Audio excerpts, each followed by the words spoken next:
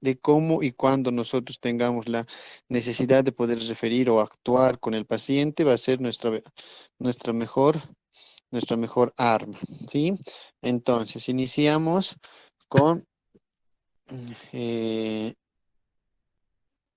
cuando, o bueno, primero iniciar, hacer un hincapié o un repaso de cuándo nosotros debemos actuar en servicio de emergencias o cuándo considerar qué es una emergencia, ¿no? Existen diversos pacientes que vienen a nuestro servicio o vienen a la puerta de emergencias aquejando diferentes molestias y dolencias, ¿no? De los cuales nosotros no sabemos cómo actuar con estos pacientes o saber si es una emergencia, ¿no? En el caso de tener una pequeña pauta, un pequeño conocimiento de qué o qué cosas debemos tomar o considerar en emergencias en nuestro sistema de salud. Existen algunas que son de prioridad, ¿no? Es decir, que nosotros debemos actuar de manera oportuna, violenta y rápida, ¿no? Para poder nosotros comprender qué debemos hacer, ¿no? Primeramente, en cuanto viene un paciente con un grado de quemadura, ¿no? Ahora, también tenemos que saber la intensidad y la gravedad de pacientes que acuden al servicio con quemaduras, porque no es lo mismo que presente un paciente quemaduras, ¿no? Haciendo una clasificación o énfasis de las reglas de los 9, quizás el paciente puede tener una quemadura de primer grado en 1%, ¿no? Entonces no es una urgencia o una emergencia que el paciente necesite una prioridad o se deba priorizar en este paciente, ¿no? En el caso de que nuestro servicio no esté saturado, sí se puede atender, ¿no? De una manera rápida.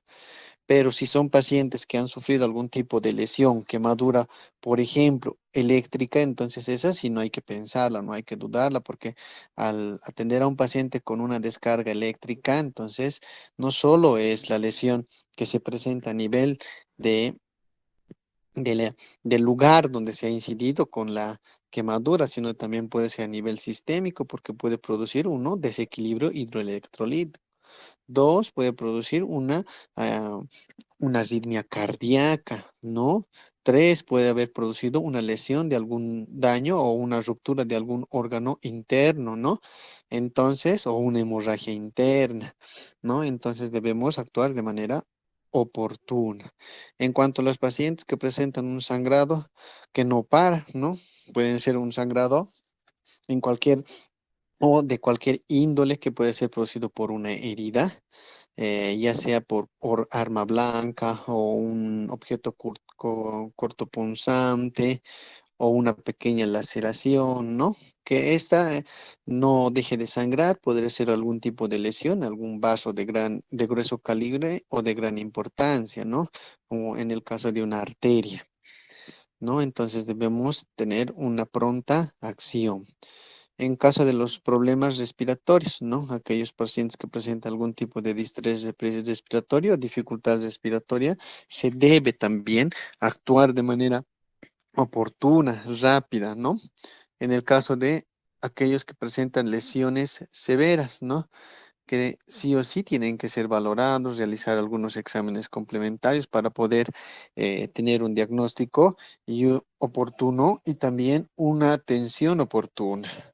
Ahora, en aquellos pacientes que presentan algún tipo de mareo, ¿no? Que algunas personas piensan que porque es un simple mareo no damos mucha importancia, pero el mareo puede ser inicio a un paciente que esté subiendo algún tipo de lesión a nivel cerebral, ¿no? O puede estar presentando algún paciente algún tipo de lipotimia o algún tipo de alguna diabetes descompensada, ¿no? Entonces, estos pacientes sí o sí tienen que ser atendidos de manera oportuna. Ahora, dolor agudo. Aquellos que presentan algún tipo de dolor, ¿no? Sabemos que la clasificación del tipo de dolor lo hacemos por intensidad, ¿no? De 1 a 10, cuánto es la intensidad y cuánto es el dolor. que quizás tal vez algunos pacientes son o tienen el umbral del dolor muy alto, ¿no? Entonces es por eso que el dolor puede ser para ellos muy profuso. En cambio a otros, por más de que tengan algún tipo de lesión o algún tipo de dolor, no pueden sentir con mucha facilidad, ¿no? Ahora, también en pacientes que presentan vómitos incoercibles, o es decir, vómitos que están o son copiosos o que son frecuentes o que son muy seguidos también, tener en cuenta que puede producirnos algún tipo de deshidratación, ¿no? Y tiene que ser o tenemos que dar una pronta y adecuada lo que es atención. Ahora, pacientes que realizan algún tipo de ingesta de sustancias tóxicas, ¿no? Que pueden producir algún tipo, o bueno, sabiendo que las intoxicaciones son ah, frecuentes en nuestro medio, y más aún en aquellas personas que tienen algún tipo de depresión, ¿no? O algunos problemas o algún tipo de depresión y por ende tenemos que averiguar qué tipo de intoxicación o qué tipo de sustancias son las que se han ingerido porque la acción en el servicio de emergencias no es igual en todos los pacientes que presentan algún grado de intoxicación. Por ejemplo, aquellos pacientes que tienen intoxicación por órganos fosforados es diferente a los que presentan algún tipo de intoxicación con alcohol o etanol o aquellos que han consumido sustancias volátiles, ¿no? Entonces, también saber y actuar de diferente manera. Este tema de intoxicaciones la vamos a ver. em, después en un tema, es un tema muy específico, ¿no? Que vamos a llevarlo en sí a posterior. En cuanto a las reacciones alérgicas, también tendremos que actuar de manera oportuna porque sabemos que el cuadro de una alergia puede producirnos algún tipo de shock, ¿no? Shock anafiláctico. Entonces tenemos que actuar de manera oportuna. Ahora, el desmayo o pérdida de conocimiento. ¿No? Entonces el desmayo o pérdida de conocimiento también es un factor muy importante para nosotros tener en cuenta qué es lo que puede estar pasando, ¿no? Hay pacientes que desmayándose pueden presentar algún tipo de lesión neurológica o bien algún tipo de disminución en la glucosa, un desorden a nivel de la glicemia, también la pérdida de conocimiento pueden presentar algún tipo de coágulos o cambio en la presión intracraneal, ¿no? Entonces siempre considerar y tomar en cuenta esto que es l- algunas patologías que son muy importantes y de atención oportuna rápida, ¿no? Entonces, para lo cual nosotros debemos estar preparados, ¿no? Y saber diagnosticar o saber interpretar y tener algún tipo de prioridad en estas patologías que son las primordiales, ¿no? Que siempre van a llegar al servicio de emergencias, pero tenemos que un poquito tratar de em, ayudar o tratar de contribuir para su pronta atención. Como les dije, vamos a avanzar un tema que es nada más y nada menos que diabetes, ¿no? En cuanto a la diabetes, vamos a decir que es una enfermedad endocrina que se presenta ahora en varios países. Es una patología frecuente, ¿no? Y es una patología de base, ¿no?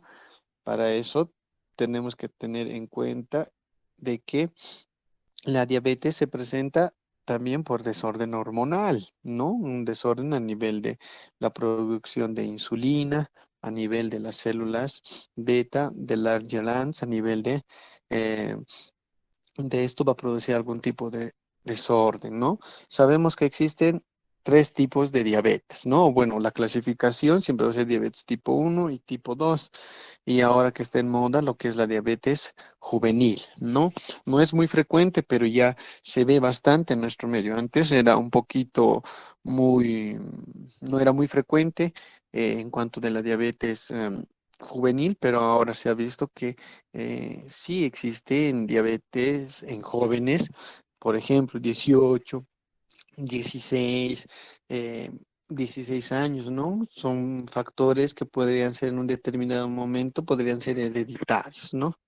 Ahora, también existen algunos pacientes que tienen el consumo, ¿no? De insulinas, ¿no? Entonces, ya los pacientes no solamente hacen o utilizan lo que es por vía oral,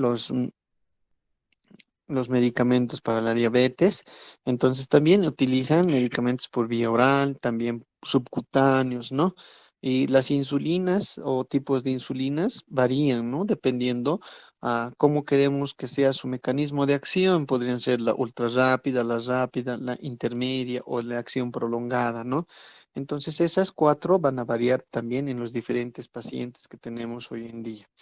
Vamos a revisar un caso clínico que creo que les mandé o posiblemente lo van lo tenía que enviarlo a la plataforma, pero no pude ingresar por falta de tiempo. Sí, van a disculpar, pero lo voy a pasar para que ustedes lo puedan completar y lo puedan llenar, ¿sí? A ver, vamos a hablar de un paciente de sexo femenino de 65 años de edad que acude al servicio de emergencias refiriendo a un cuadro clínico de 2 días de evolución. Presenta malestar general, adinamia, el cual está estuporosa, con periodos de confusión, para, para hoy con dificultad respiratoria, dolor precordial, alzas térmicas no cuantificadas, estadía forética, somnolienta.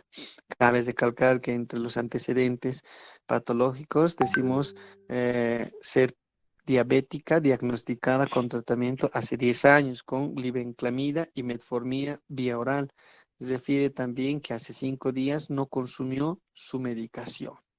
Ahora, en cuanto a esto, nosotros decimos que puede ser un paciente que presenta una taquicardia, ¿no? 100 minutos o 100 latidos por minuto, una taquipnea de 30 por minuto, una presión arterial de 160, temperatura 36,6, satura bajo, 84 aire ambiente. Y realizando una glicemia capilar, de inicio tenemos que está 500 miligramos por decilitro. Ahora, ustedes, como primera medida, ¿cómo pueden tratar a este paciente? ¿Qué pueden decir de este paciente?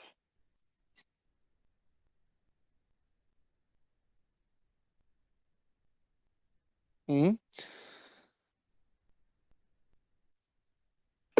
Doctor, la paciente está viniendo por una descompensación, ya que como dejó hace 5 días su medicación, entonces ha descompensado. Por otro lado, doctor, hay varios datos que me sugieren que bueno, por la época que estamos, tendríamos que hacerle como una prueba rápida por COVID porque tiene dificultad respiratoria y además ha tenido fiebre, pero mayormente ahorita está descompensada, que podría hacerme pensar en una cetoacidosis diabética, doctor.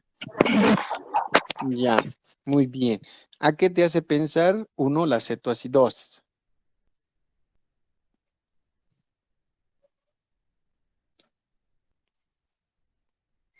¿Mm?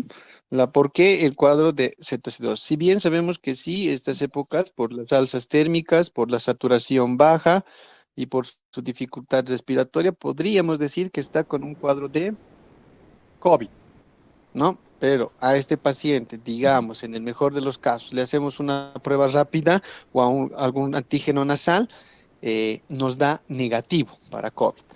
¿Por qué usted cree que puede tener una saturación de 84%? Y en eso está la respuesta de una cetoacidosis. Ah,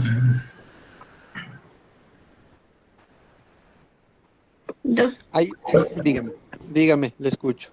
Doctor, lo que me hizo pensar de una cetoacidosis fue tanto por el cuadro que está diaforética, tiene confusión y aparte el antecedente que es diabético hace 10 años y no ha tomado su medicación.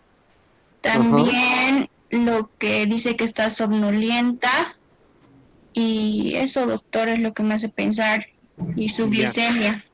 ya.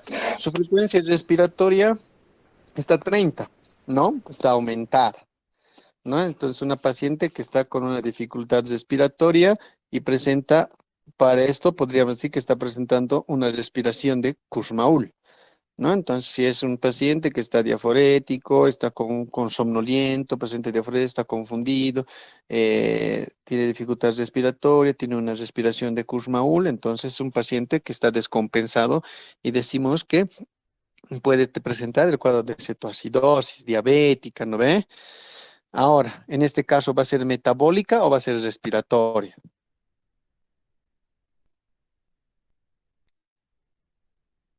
Mm, ¿Respiratoria será, doctor? Mm, en el caso de las diabetes puede ser ambos, pero más es metabólica porque el metabolismo o tiene que ver mucho lo que es la glicemia que está aumentada, ¿no? Y eso ya es un poquito más del metabolismo y no así más franco del sistema respiratorio, ¿no? Ahora, ¿está taquicárdica? Sí, por su taquipnea. También porque está saturando bajo, ¿no? Entonces, un paciente que enmarca o ingresa al cuadro de una cetoacidosis diabética o una diabetes mellitus descompensada, ¿no? Uno, porque no ha consumido los medicamentos y además porque su antecedente es de 10 años. Ahora, descartado el cuadro de que podría ser un COVID, ¿no? ¿Por qué? Puede confundirse con COVID de inicio por la saturación baja, ¿no? Y dificultad respiratoria y los cuadros picos febriles. Pero como les dije, salió el antígeno nasal o la prueba rápida, nos salió ambos negativo. ¿Ya? Entonces al paciente ya no lo podemos tratar como COVID, ¿no ve? Lo tenemos que tratar directamente como un paciente con descompensación diabética, ¿no? Ahora, ¿qué podemos hacer como médicos? Como primer paso, ¿qué debemos realizar? Doctor, la monitorización inicial del paciente con oximetría, colocar acceso venoso también. ¿Ya? Ya, Siempre. Ajá. doutor, e tem que saber também o pH do paciente, se ele está vendo cetonemia ou cetonúria, para poder saber se realmente trata de uma certa acidose diabética. Muy bien, está bien. Ujú, claro, muy bien. Ahora, lo que debemos hacer con este paciente de inicio, como dice tu compañero o uno de ustedes, siempre signos vitales, ¿no? Monitorizar al paciente. Nuestros signos vitales son nuestra primera puerta de ingreso hacia el paciente. Sabiendo nosotros los signos vitales, y la monitorización exacta del paciente o frecuente del paciente, vamos a saber cómo debemos ir manejando al paciente, ¿no? Entonces, lo primero que hacemos es anotamos en una hoja o en la tabla de signos vitales o en la hoja de signos vitales lo que es primero presión arterial, su frecuencia cardíaca, frecuencia respiratoria, su temperatura, saturación de oxígeno, ¿no? Todo eso y también en algunos casos lo que es la diuresis, ¿no? Entonces, anotando todo eso, ya tenemos el paciente monitorizado. Ese como primer paso. Segundo paso, tenemos que realizar un acceso venoso. El acceso venoso siempre tiene que ser en una vena de grueso calibre o que el acceso venoso esté bien permeable, ¿no? Que no sea un acceso tortuoso, que no tenga un buen chorro, que no tenga mucha permeabilidad. Entonces, de primero, eso. Dos, lo que debemos hacer es compensar la falta de oxígeno. Entonces, hacer una oxigenoterapia, ¿no?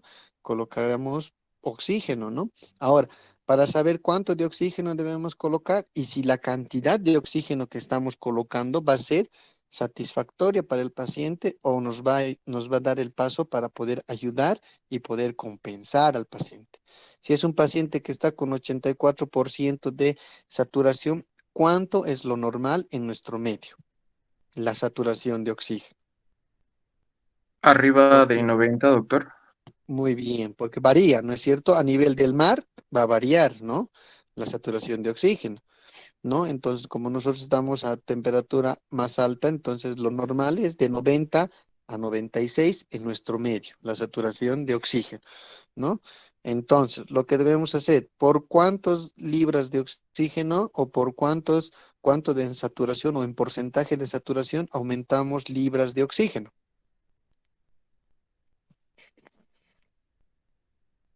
Es decir, si este paciente está saturando 84, ¿cuántas libras debemos darle al paciente para que lleguemos a 90?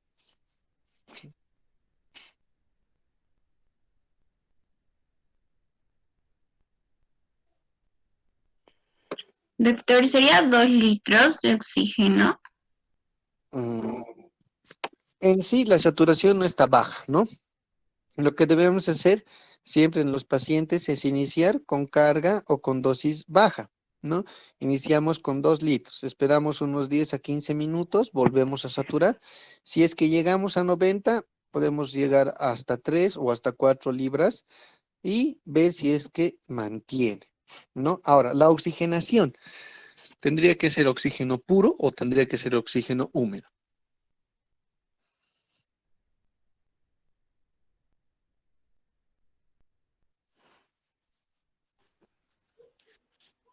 Sería húmedo, doctor. ¿Por qué?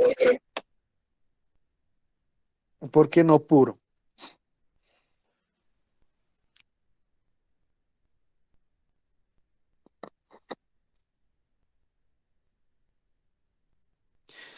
Antiguamente se decía, o bueno, no se decía, cuando existen pacientes que tenemos con sangrado masivo y tú te encuentras en, digamos, en una provincia o en la carretera, lo único que tú tienes es oxígeno, tiene un sangrado masivo. Lo que tú puedes hacer con este paciente es realizar una intoxicación por oxígeno para que pueda producir una vasoconstricción. Entonces, a dosis altas el oxígeno va a producir una vasoconstricción. En este caso, a este paciente, si le vamos a dar oxígeno puro, puede producir algún tipo de alteración a nivel pulmonar, lesión a nivel de los alvéolos o directamente una coagulación. Es por eso que siempre a los pacientes tendríamos que dar oxígeno húmedo, que va a estar humidificado, que no va a ser tan puro. Y aparte, si es que como colocamos por puntas nasales, podríamos producir una epistaxis. No sé si alguna vez han visto en los hospitales pacientes que están mucho tiempo con puntas nasales, están con sangrado masivo por el oxígeno puro, ¿no ve? O por la oxigenación. Entonces, en este caso, siempre tratar de dar oxígeno húmedo para evitar esa partecita. Dos, la oxigenación que le vamos a dar al paciente tiene que ser por puntas nasales, con reservorio o con mascarilla con reservorio o mascarilla. ¿Cómo hacemos? ¿Cuándo usamos puntas nasales? ¿Cuándo usamos mascarilla o mascarilla con reservorio?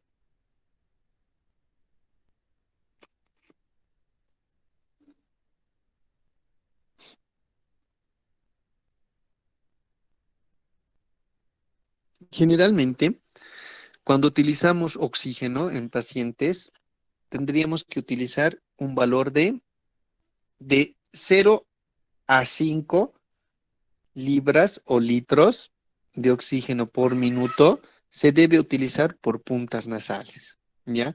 Porque el requerimiento es mínimo. De 5 a 10 siempre es por mascarilla, ¿sí? De 10 a 15 ya es mascarilla con reservorio. Entonces, esa es la escala que nosotros debemos manejar, ¿sí? Dos, ¿qué debemos hacer?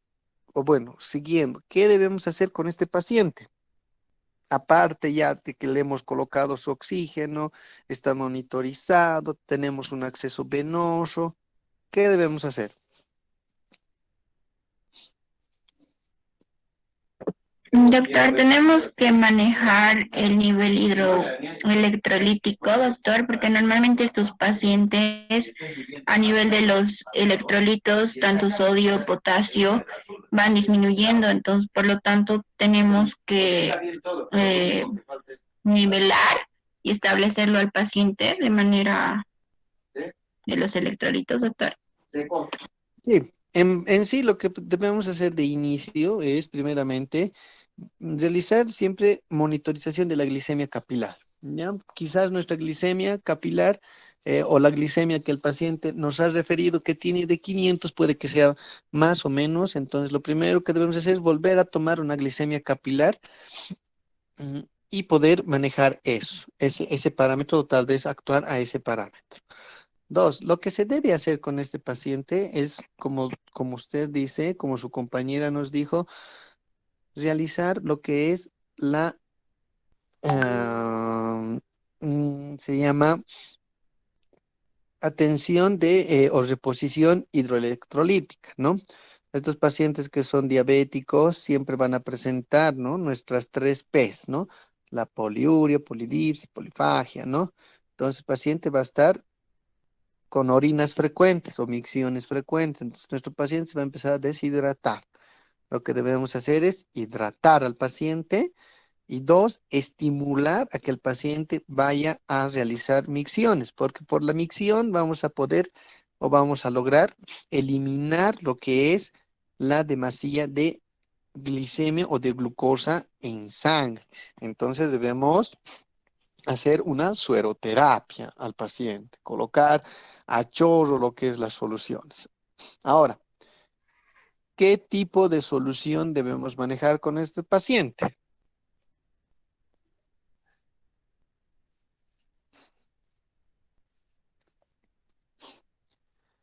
De primera línea, con estos pacientes debemos manejar lo que es los Zinger lactato o solución fisiológica. Son expansores plasmáticos, son expansores a nivel del volumen, a nivel sistémico, entonces lo que queremos es un poquito aumentar el volumen, ¿no? Y además porque también en un determinado momento van a acarrear glucosa al ser eliminados, ¿no? Entonces ayuda bastante a que estas soluciones puedan mantener o puedan darnos una disminución rápida y abrupta de lo que es la glicemia a nivel general.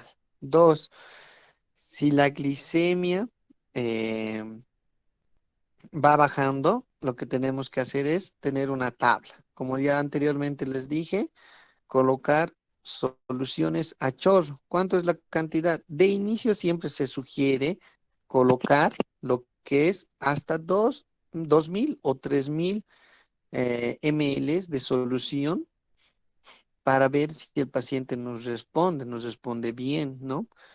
Y eso nos ayuda bastante, ¿no? Eso podrían poner en una hora, unos 2.000 o unos 3.000 en una hora o hasta en 2 horas de solución a chorro. Ojo, ¿no? Hay que tener mucho cuidado con pacientes adultos mayores o con pacientes que presentan algún problema cardíaco o una insuficiencia renal, ¿no? Porque en el caso de los pacientes que tienen insuficiencia cardíaca, lo vamos a producir encharcamiento, ¿no? Dos, podríamos producir en aquellos que son también con insuficiencia renal, más lesión a nivel renal y una retención de líquido, ¿no? Entonces, siempre tener en cuenta esa partecita igual. Ahora, las soluciones que debemos poner, como les dije, zinc lactato y fisiológico, ¿no? Ahora, ¿qué exámenes debemos realizar a estos pacientes, independientemente de la edad y del sexo? Claro que en algunos tendremos que tener algún tipo de énfasis y en algunos otros no. ¿Qué debemos hacer? ¿Qué laboratorios complementarios o de gabinete debemos solicitar? Doctor, pedir la glicemia capilar y sanguínea, un hemograma Sí.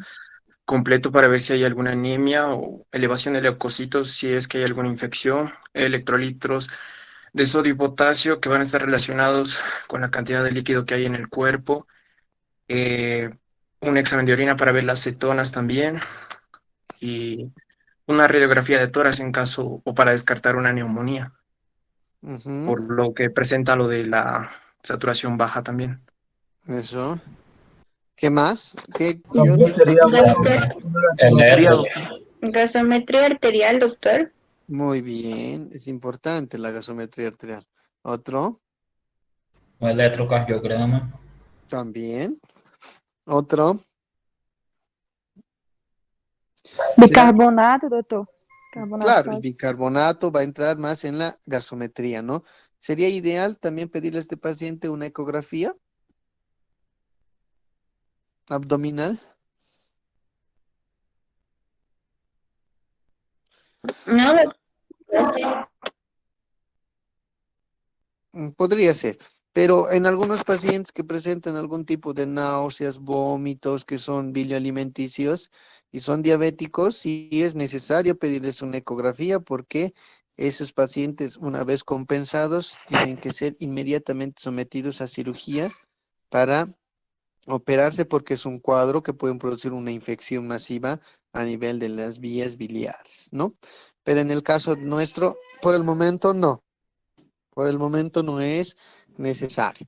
Pero sí, lo primero que debemos hacer, como ustedes dicen, uno, la o el hemograma completo, ¿no? Así ver si es que existe alguna leucocitosis, si hay callados, si hay eosinófilos, si hay segmentados o no, para poder saber si es un cuadro o que es infeccioso acompañando a su descompensación, ¿no? Dos, pedir siempre una glicemia capilar y una glicemia central. Siempre manejar esos dos parámetros, ¿no? La glicemia capilar será para poder tener un laboratorio o un diagnóstico o un resultado o inmediato. Ahora, en cambio, la glicemia central va a ser un laboratorio no inmediato, pero sí un valor muy exacto para decir un valor exacto que vamos a tener en cuanto a la glicemia que presenta el paciente. Dos, o seguido de esto, siempre tener una urea y una creatinina, ¿no?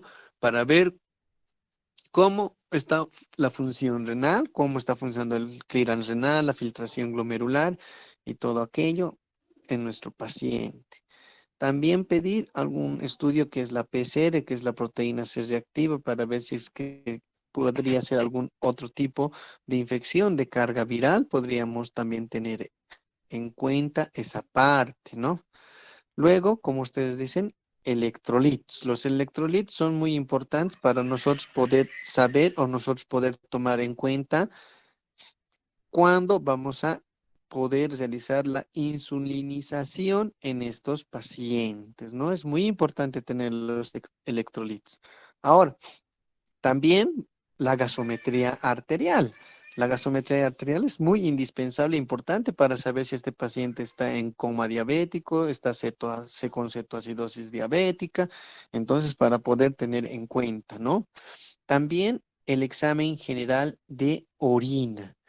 Entonces, un examen general, generalmente, siempre que hay pacientes que vienen con descompensación de una cetoacidosis diabética, una diabetes descompensada, siempre vienen acompañados de alguna otra patología de base, ¿ya? O otra patología adyacente o sumadas a esto. Podría ser una infección urinaria, que es lo más frecuente, un cuadro neumónico que es igual frecuente, o un pie diabético que está presentando algún tipo de gangrena o algún tipo de infección que también es frecuente, ¿no? Entonces siempre considerar con estos pacientitos esa parte, ¿no? O tener ese plus de decir, pucha, este paciente llegó al servicio y entonces hacerle los exámenes complementarios para poder evitar algún tipo de eh, de complicación por alguna patología sumada. También realizar una placa radiográfica, ¿no? Una placa radiográfica, ¿no? Pero no es indispensable así de inmediato, podría realizarse en horas para poder manejar, ¿no? Lo que sí es indispensable es todo lo que les dije anteriormente.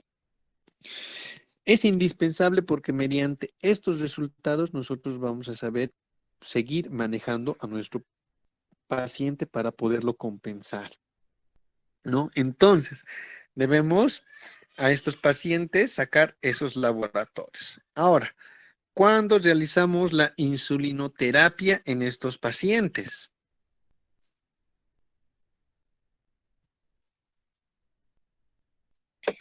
Doctor, creo que primeramente tenemos que establecer si está pasando por una cetoacidosis severa, media, moderada o aguda, doctor. Una vez que establecemos en qué cuadro y tenemos los resultados, recién tendríamos que administrarle la cantidad de insulina que requiere, doctor. Muy bien. En sí, para poder nosotros ver a este paciente si debemos utilizar insulina, uno de los valores importantes es eso, ¿no? Tener una gasometría arterial si este paciente está con algún tipo de descompensación, ¿no? Ahora, número dos, siempre debemos, sí, sí, los electrolitos son muy,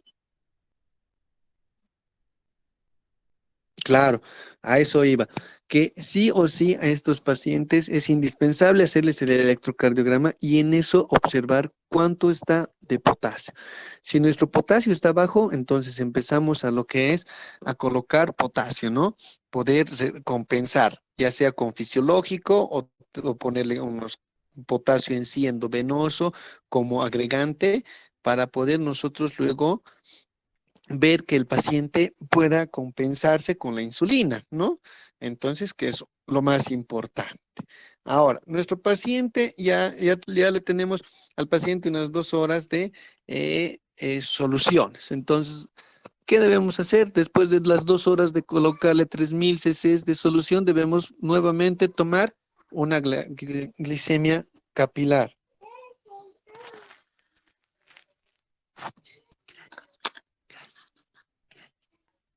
Entonces, debemos tomar una glicemia capilar.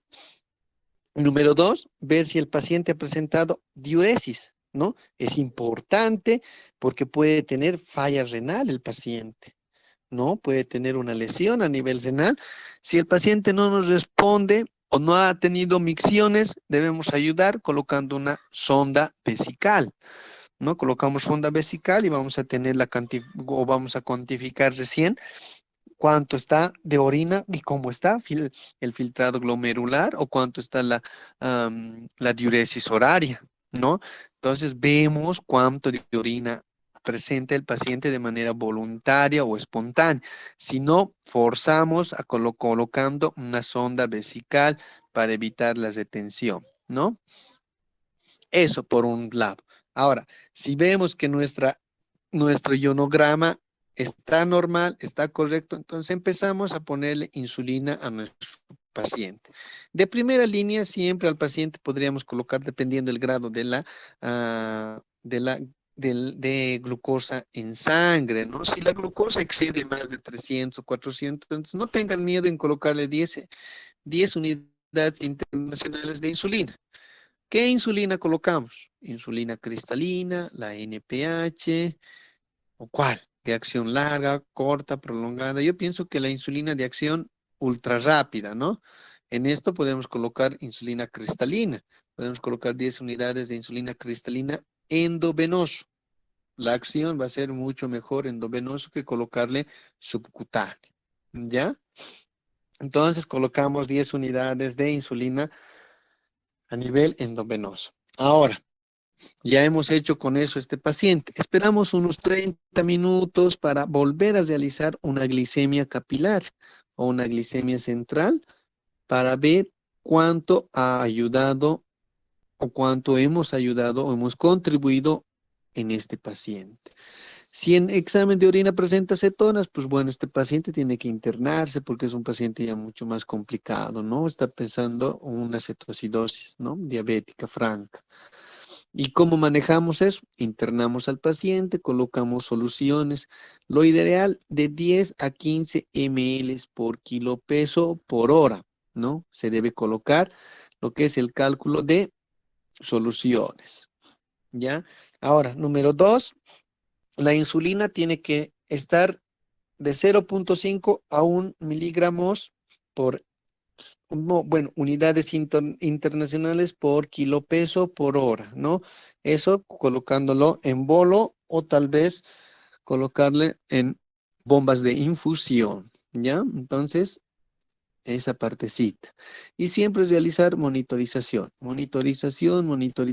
controles periódicos de los signos vitales y también de laboratorios que debemos realizar, no seguidamente, pero sí realizar por lo menos cada 2 días para ver cómo está el paciente.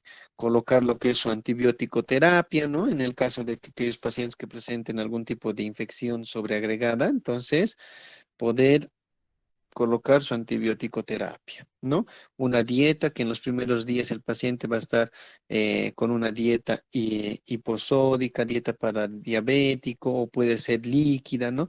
Solamente para evitar que nuestro paciente se descompense o se deshidrate, ¿no? Ahora, ¿qué más podríamos hacer con estos pacientes? ¿Qué más podríamos ayudar o cómo podríamos contribuir con estos pacientes para su pronta mejoría? ¿Alguna idea, alguna sugerencia?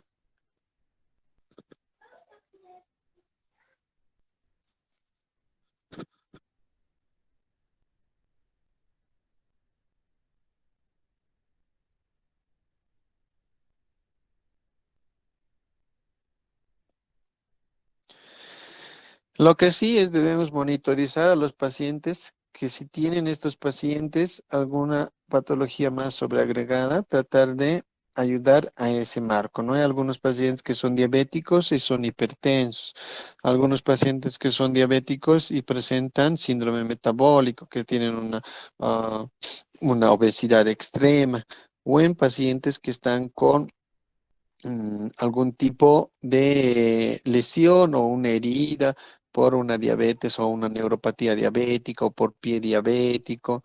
Entonces, siempre tratar de ayudar en ese marco, ¿no? Mantener monitorizado al paciente siempre es lo ideal.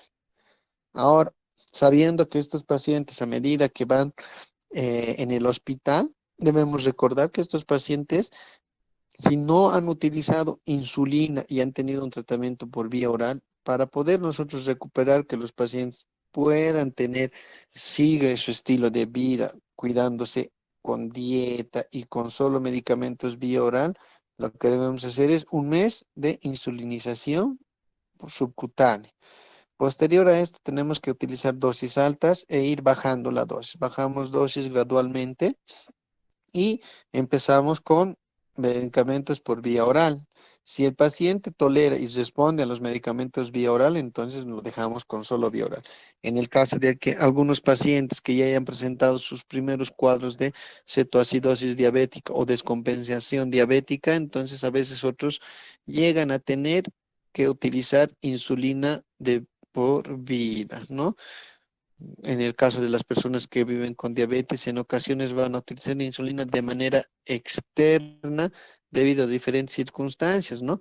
También podemos tomar en cuenta que pueden ser aquellos con baja producción de insulina interna, ausencia total de la producción interna de insulina, ¿no?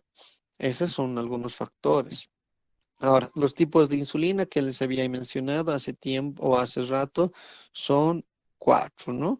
La ultra rápida, rápida, intermedia y prolongada. En cuanto a estos, el inicio de acción siempre va a ser la ultra rápida de 5 a 15 minutos.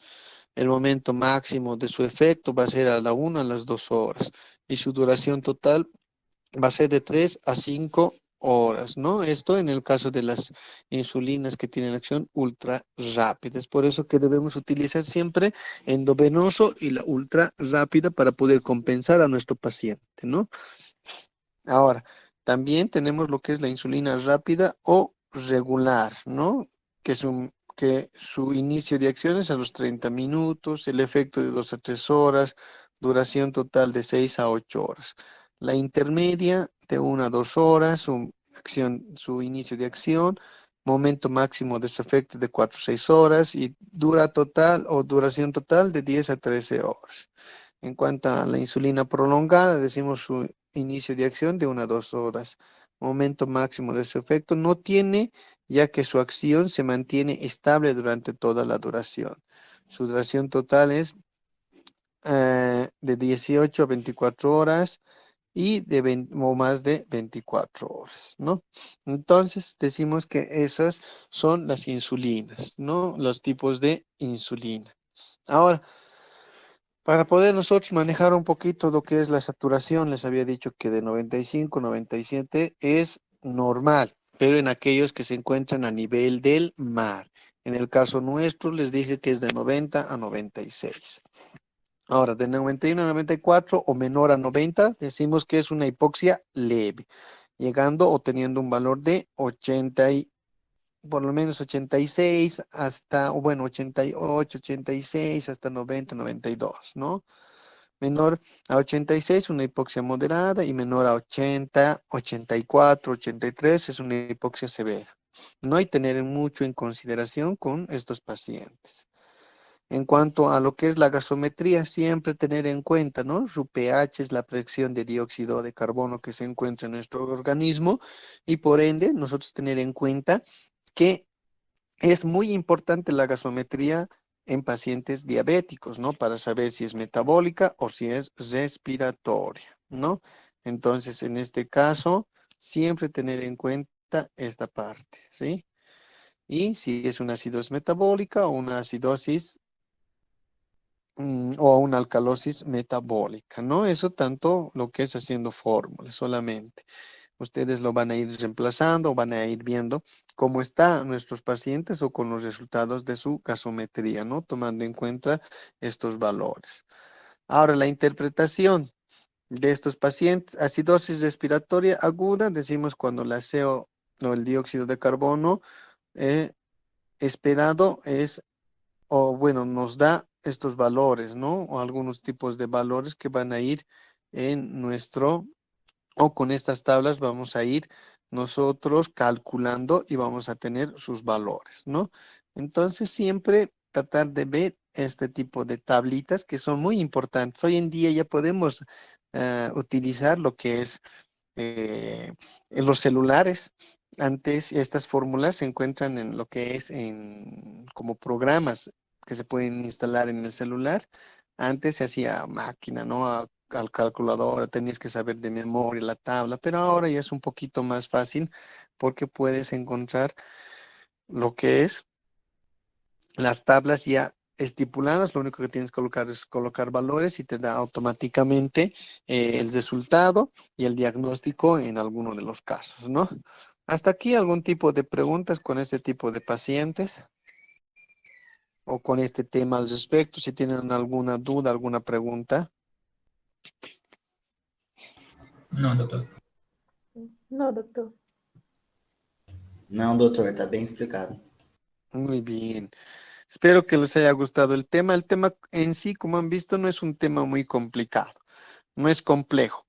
Ya ustedes, con esto, ustedes ya van a tener en cuenta cómo debemos tratar a un paciente con un tipo de diabetes, ¿no? Lo primero que deben hacer siempre, ¿no? Signos vitales, buena historia clínica y saber actuar a ese nivel, ¿sí? Espero que a ustedes les haya gustado el tema. Y si tienen alguna duda, alguna pregunta, sería bueno que nos podamos, que me puedan decir para que yo pueda poderlos explicar, sacarles la nebulosa y darles a entender un poquito más.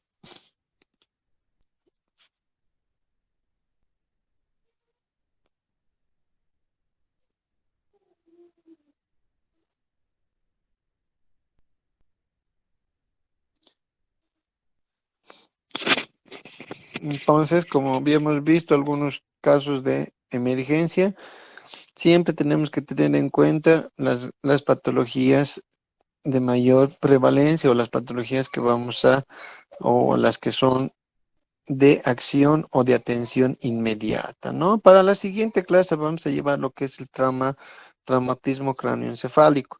Creo que su primer examen de ustedes es el 24, ¿verdad?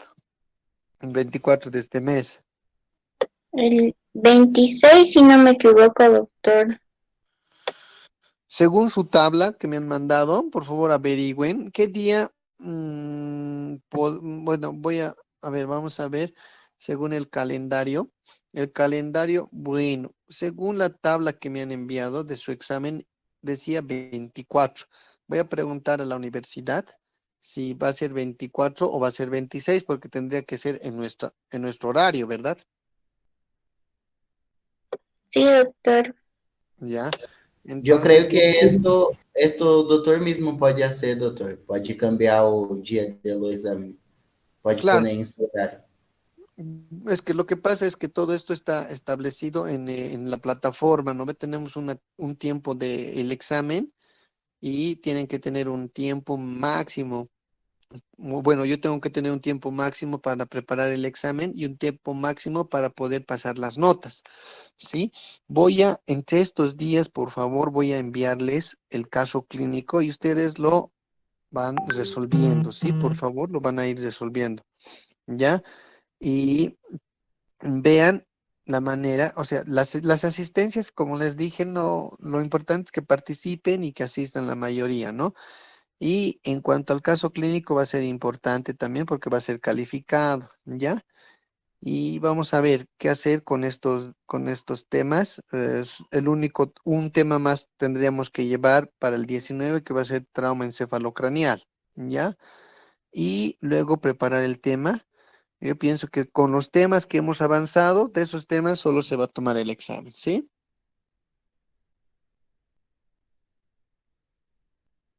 Está bien, doctor. Bueno, pues con esto no tienen ninguna duda al respecto, ¿no? No tienen alguna incógnita, algo que les haya mm, causado algún poquito de duda o algo, me hacen saber para ya dar por concluido la materia o el tema en sí.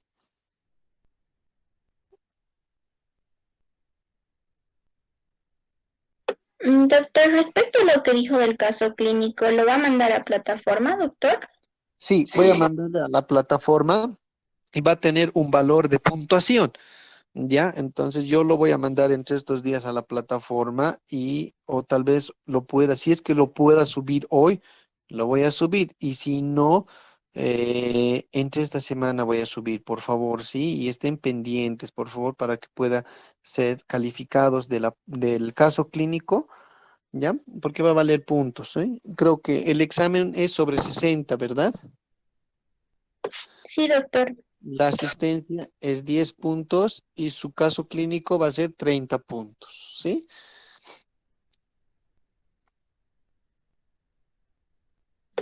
Gracias, doctor.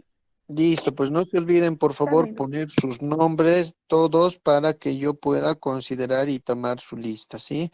Tengan ustedes buenas noches y espero que haya sido de provecho nuestra clase.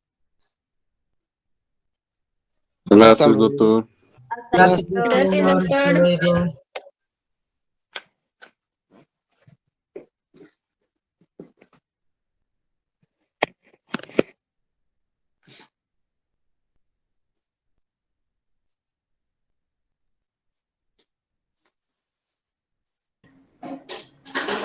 Doutor, podíamos tirar uma dúvida só sobre intoxicação? Ainda se usa o carvão ativado, doutor? O carvão ativado? Ay, el carbón activado. El carbón activado tienen que utilizar por kilo peso y diluirlo en solución y hacer con eso lavado gástrico. Ah, então, todavía se usa, não, doutor? Hay que...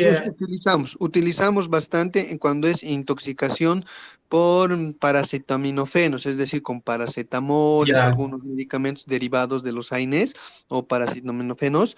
Entonces se utiliza el carbón activado. Lo que tienes que hacer es como mínimo de 50 a 70 tabletas.